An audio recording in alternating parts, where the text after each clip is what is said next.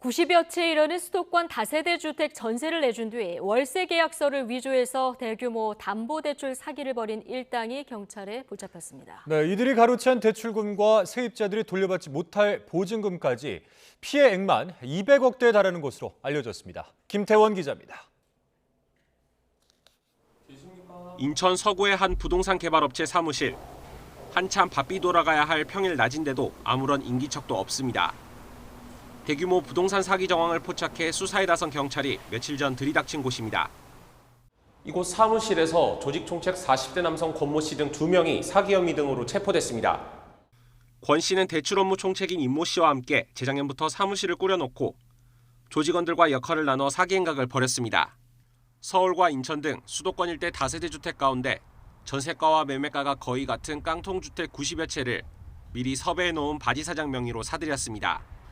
이미 껴있는 전세보증금을 떠안는 대신 한 채당 불과 1,000만 원에서 수백만 원 정도만 집주인에게 냈습니다.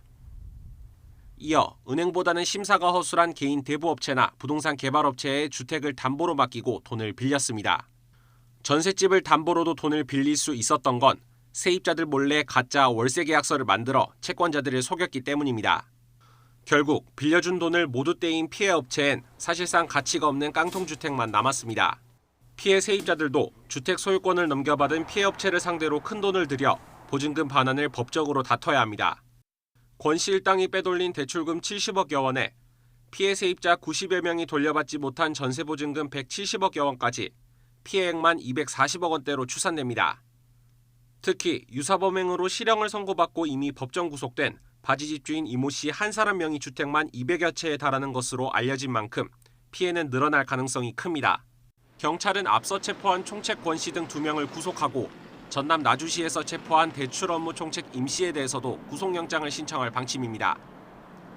또 이들에게 돈을 받고 명의를 빌려준 바지 집주인 30여 명에 대해서도 사기 혐의 공범으로 보고 수사하고 있습니다. YTN 김태원입니다.